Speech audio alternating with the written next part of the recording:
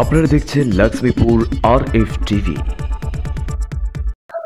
প্রিয় দর্শক, আপনারা দেখতে পাচ্ছেন আমরা যে জায়গায় অবস্থান করেছি সেটা হচ্ছে মৌচুদিরহাট ফেরিঘাটে আমরা অবস্থান করেছি। আপনারা দেখতে পাচ্ছেন আজকে আমরা যে বিষয় নিয়ে কথা বলতেছি আপনার সামনে উপস্থাপন করতেছি।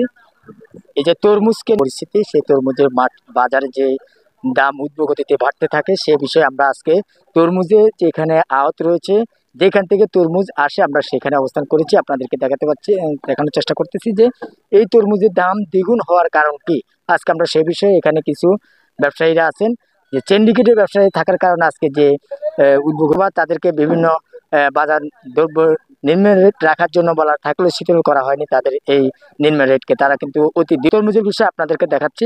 এই তরমুজটা এইখান থেকে আমরা যেখানে এরা ব্যবসায়ীরা আছেন এবং যে গাড়ি আসছে নেওয়ার জন্য চমুনি থেকে, সেখানে তাদের সাথে আমরা কথা বলেছি। তারা জানিয়েছেন যে এই তরমুজটা এখান থেকে তারা ব্যবসায়ীদের সাথে যুক্ত হয়ে তারা এখান থেকে নিয়ে যায়, তাদের পার্সেন্টেজের উপর তারা বিক্রি করেন।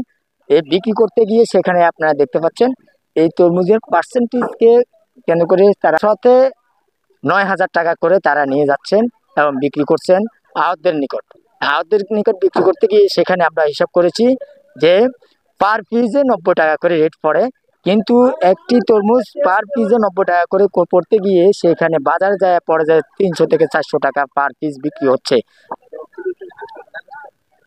ভাই আপনি তো এদিকে ফলো করেন। এই যে আপনি এখান থেকে কত পার্সেন্টেজ আপনারা মালিকদের কাছ থেকে না, এখানে কোনো পার্সেন্টেজ না, বেচার পরে আপনার কত পার্সেন্টেজ? 5%, 4%, 6%। এতে করে আপনাদের কি মালিকের কি লাভ হচ্ছে নাকি ক্ষতি? অবশ্য মালিকের লাভবান, মালিকেরা গৃহস্থরা লাভবান আমাদের থেকে। ওদের মালগুলো আমরা সৈসালের মতো নিতেছি, সুন্দর মতো বিক্রি করে দিতেছি।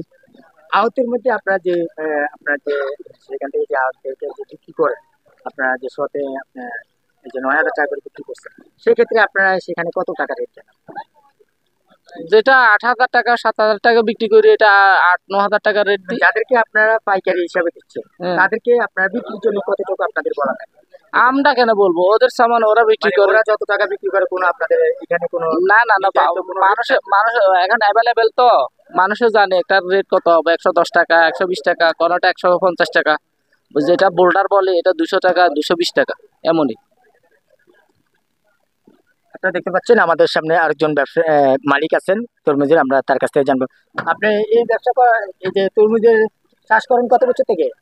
এই 3 বছর। 3 বছর। আপনার নাম? হাজি মোহাম্মদ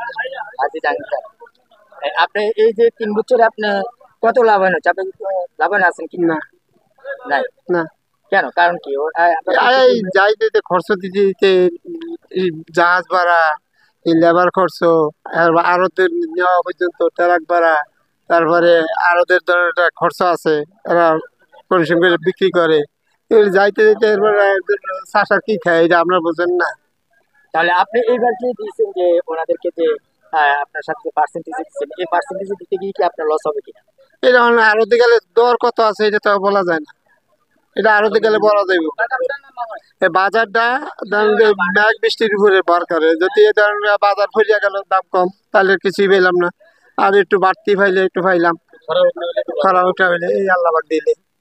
আপনি ওদের কাছ থেকে কত পাচ্ছেন? না, আমি তো ওরা করতে সব পুরাটাই পাচ্ছি। হ্যাঁ, ওদের 6,000 টাকা বিক্রি গেলে আমি 6,000 টাকা পাচ্ছি, ওইটার থেকে তাদের কমিশনারটা দিচ্ছি।